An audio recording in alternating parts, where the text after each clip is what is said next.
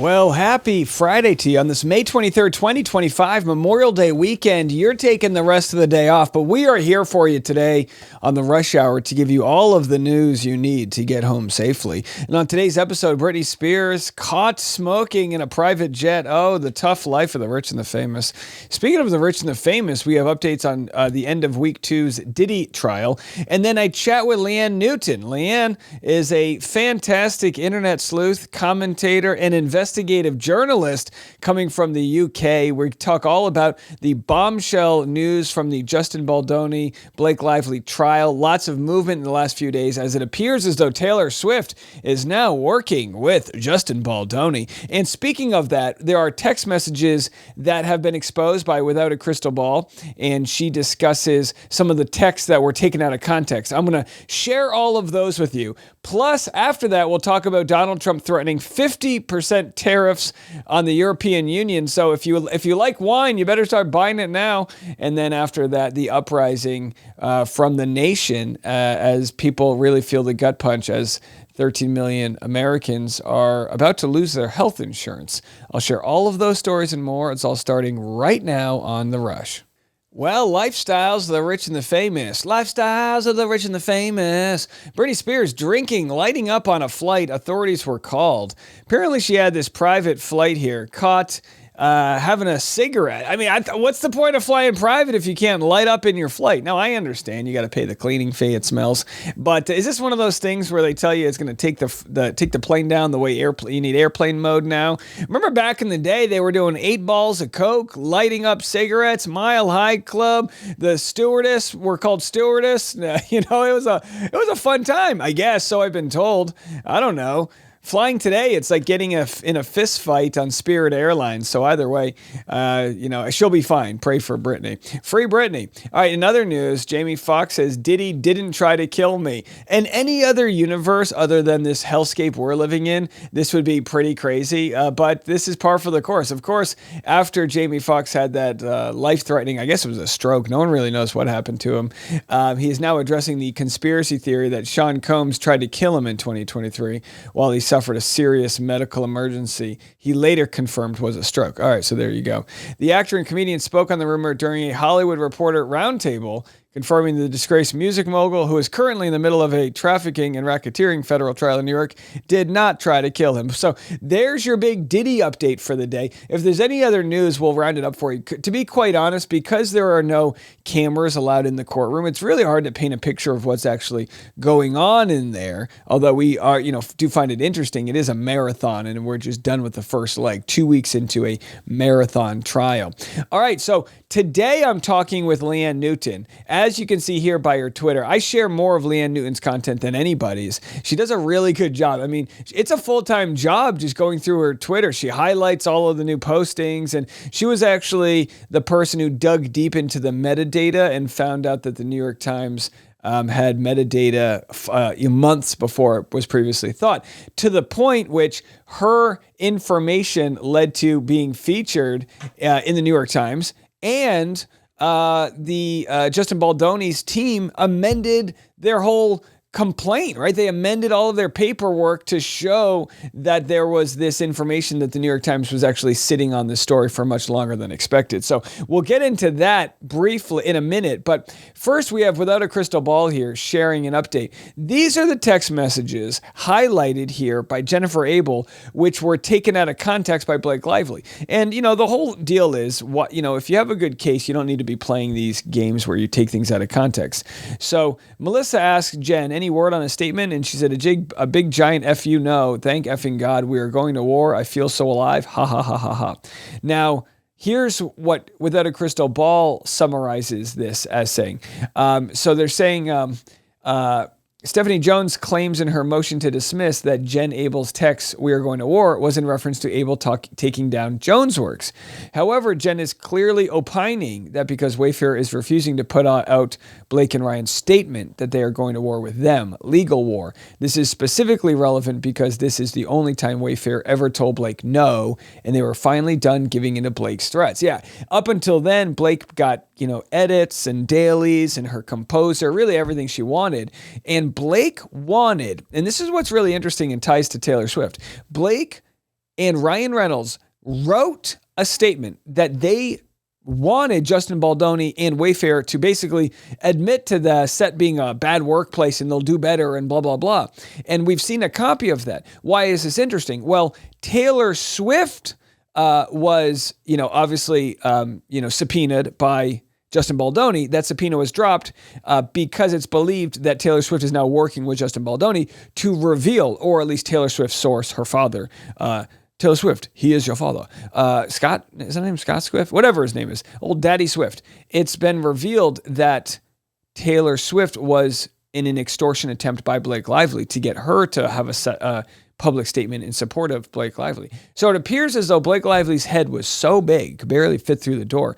Her head was so big, she thought she could get her own bosses to fall on a sword for her and her best friend, the biggest pop star in the world. So bombshell stuff going on. Now, here's an interesting theory. I should probably get my X-Files music going for this. We have an interesting theory presented by someone on Reddit, and it's going around. Personal theory.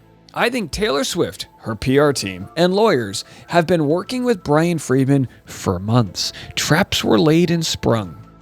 Personal theory. Brian Friedman made the subpoena purposely broad so that Taylor Swift, would have a legitimate reason to move to quash. The motion is the trigger to bring this issue into court public records. The trap was so Blake Lively's team would respond and intervene. This gives Brian Friedman the opening needed to reply to them and drop his bombshell letter. It's a good theory. Now, I don't know why he wouldn't be able to drop that bombshell letter in the first place.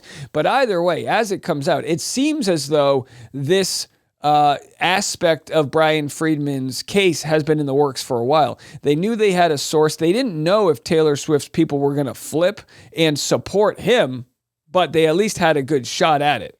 And, who knows? Maybe Brian Friedman might be a genius here, or maybe he just got lucky and old Papa Swift sent him a message saying, hey, we got to make sure that we protect my daughter here and protect her at all costs. And again, this is perfect scenario for me because I was really hoping, just as a general fan of Taylor Swift, that she was a good person as she has been marketed and as I believe she to be.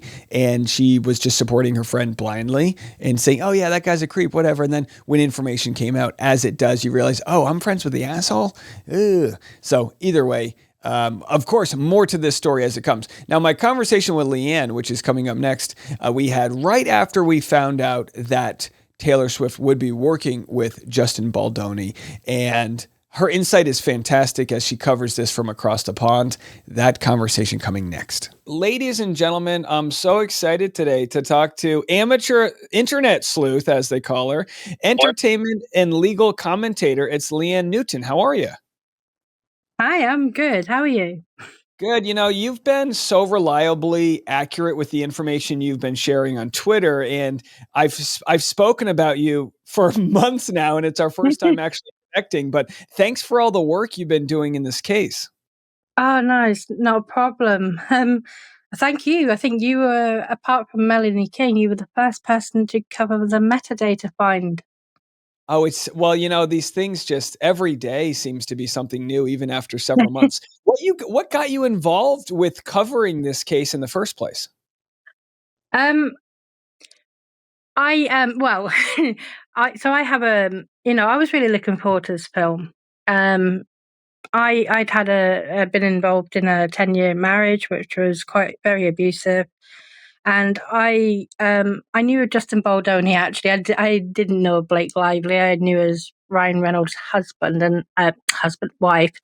And that was about it. I'd never seen anything she was in. So for me, I'd watched Jane the Virgin. I'd heard of Justin Baldoni, and I was really hopeful. I know what he does with quite serious topics. And I was really disappointed with the film and the kind of the promotion of it. But then when the CRD came in... So you were early on kind of before all of the rumors started to come out, you were early on, kind of noticing that the tone was off. Yeah, it felt really wrong. Like, why would you, why would you mix anything to do with alcohol with domestic violence? There are known connections there. Plus, I felt like Blake Lively was not touching on domestic violence. as a subject, and I had an issue with that, I think. But when the CRD complaint came in, I was open minded, but it was the allegation against the actor Adam Monshine that really bothered me, because it was portrayed as, the man wasn't even an actor, but I knew he was. I'd heard of him. Right, he had Um, studied and, of course, I believe actually studied Shakespeare and had quite the resume for an actor, and just so oh happened to yeah, be somebody that Justin Baldoni knew because you hire people you've been in acting class with and things like that, and yeah, that was a exactly. very interesting moment where you start to see Blake bending the truth. So you're telling me that initially you're kind of, your intuition was that this wasn't in good faith? Yeah, it felt off. It really did. The the sort of allegations as well were, they were kind of like, oh, they're skirting on, they could or could not be sexual harassment. It didn't seem to be outright kind of harassment allegations. Yeah, so I found it a bit off. I did, and then I followed it a little bit. Saw some of the law tubers. You know the lawyers from the Depp Heard case were starting to cover it, so I sat back and just watched. Then I discovered the metadata, and Yeah, then I yeah, walk me through that. So, yeah I covered in the intro. The New York Times has called you an amateur internet sleuth. You yeah stumble upon this thing that becomes quite huge, which is that information within the website, within the New York Times. When you look into the back, the fingerprints, yeah. information shows that they had this story for several months. So, what was it like figuring that out and knowing that no one else was covering this? Well, the reason I did it was my dad is he's like really high up in his IT career. And had kind of worked for police headquarters and kind of big companies. And my ex-husband actually was really a senior figure in a very huge IT kind of company. So although I'm not at their level, but I'm not an idiot with technology. And I think I'd heard someone on I think it was Popcorn Planet saying someone had found metadata for the December dates, but they weren't sure. They couldn't find the metadata for the embedded text messages. So I kind of had a well, hold my beer moment, and I went and had a look. I mean, I didn't know what I was going to find. It could have, that bit was luck, but yeah, I couldn't believe it when an October date come up. So, but at the time, I had no platform at all. I didn't even use my X account, so I put a post up with a really amateur video, and Melanie King kind of picked it up, and it just went from there. But I had emailed Brian Friedman already before I put it anywhere. And So had you heard from Brian before it got picked up, or was it after? Because you have to imagine, I'm sure Brian gets a lot of emails from a lot of people. He probably needs his own department to sift through all of the, because I know just from the emails I get, and I'm not in the case, but yeah, did you hear from Brian first? no, I didn't. No. I haven't had a response at all. They're not going to. I know that from, my own career in law, that they're not going to respond to everyone, and they're not going to kind of, go out in public and name anyone either.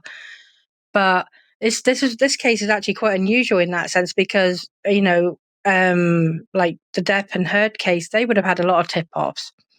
A couple of them they put on the stand, but the kind of the sleuths, I guess, were never really kind of credited. But I woke up the day they amended their file to about 1,000 messages, sort of like, oh my god, and tagging me in. I think it was a TMZ story, and yeah, that was really wild. That was a bit of a shock. But I didn't expect. Didn't know that they were going to amend the complaint because of it. And That then that is was the first time sleuths kind of got started getting credited. Yeah, pretty wild that information, how quickly information can get to the right hands when you have like a smoking gun, as it were, with regard to the New York Times. And they've kind of, on their side, they've defended themselves and say, well, it takes months to cover a case. And it's like, yeah, yeah, yeah. But of course, we know whether it's legal or illegal, they clearly were doing a gotcha on Baldoni, gave him no time to respond. And then, of course, the internet was able to pick apart pretty much all of the complaints. So that Yeah. catches us up to today. We just received information that Justin Baldoni is dropping his subpoena request against Taylor Swift. What are your thoughts on this new news? Well, it's depending on which publication you read. So if you read Deadline, it is very much buried. But if you read Daily Mail, it's front and center. Brian Friedman got the information he wanted, so he doesn't need the subpoena anymore. It's now moot. So it sounds like there was a bit of a deal, like, fine, we'll give you this, but withdraw the subpoena against us and against our client, from Taylor Swift's law firm. Yeah, And that's I mean, it exactly sounds what happened. Yeah, it sounds like if you're Taylor Swift, you want as much control as possible. You want to know what Yeah. they want, and you don't want to have a subpoena that cracks open things because maybe there's more information you have, but you don't look great and whatever. So the information you're talking about, this is what Brian Freeman essentially said last week was, we just want this email correspondence that proves Blake Lively was trying to extort Taylor Swift. Is that what you think will be handed over? Yeah, I think so. And then maybe, I don't know, I mean, I don't know what because obviously there's the other matter as well that Lively asked Swift to delete her messages. I don't know whether there's some kind of declaration to say, yep, she said this, or I'm not quite sure what they've got and what it looks like. But it sounds like, yeah, we're getting all this information that's going to confirm that something happened that should not have happened. It was, completely inappropriate. Yeah, isn't it wild? I mean, we essentially have the biggest kind of pop culture scandal in the world, and then you add Taylor Swift into it, the biggest pop star in the world, who, do you think that Taylor feels crossed by Blake? Like what's your vibe right now? You think Taylor's going to do a full sort of ratting of Blake out, or try to just stay as neutral and let this email speak for itself? I think she's going to try and avoid the drama if she can. I think they've got the information that she was being extorted, so now it's going to be really impossible for Blake Lively to leak any text messages, because there's this information. I don't think she. I mean, she might write a whole album on the situation, um, but I think she's going to want to just kind of stay out of it. I mean, to be fair, I'm not entirely convinced that she was as involved as Blake Lively said. I think I was just, when you look back at all the interviews with the knowledge we got now, I wonder how much of that was just name dropping. Yeah, So well, you have the composer that Blake Lively had fired, and the excuse was yeah, that Taylor Swift didn't want to work with him. So that makes Taylor look bad if that's not true. it And if, does. as Candace Owens says, she believes the source here that contacted Brian Friedman would have been Taylor Swift's father. And you can imagine, if you're Taylor, I mean, even if a friend crosses you, I've had this happen to me where a friend really crossed me, and you still like don't always believe it. It can take some time to sink in, and maybe there's this belief where I don't want to end the friendship, but time can really, provide a lot of answers here. But obviously, Taylor Swift not publicly defending Blake goes to show where she stands in all of this, which is she tried to help her friend out, realized maybe her friend wasn't on the right side of the story, and rightfully has retreated. So yeah, I'm with you. I don't think there's more to the Taylor Swift story. I just hope to believe she's as kind of as a person as pretty much everyone says she is. Yeah, yeah. No, I do. I think that's the case. I think she feels used, and to be honest, I don't blame her. It certainly looks like she's being used. So I'm glad there's this looks like a resolution that is making everyone happy except Blake Lively. Yeah, and if this email comes out again, I don't know if this will be an email directly from Blake. I think this is like, do you know, is this the email from Taylor Swift's father or because No, so it's from Blake Lively's lawyer gotcha. to. So it's either from her lawyer to Taylor Swift's lawyer, or and I think this is more likely.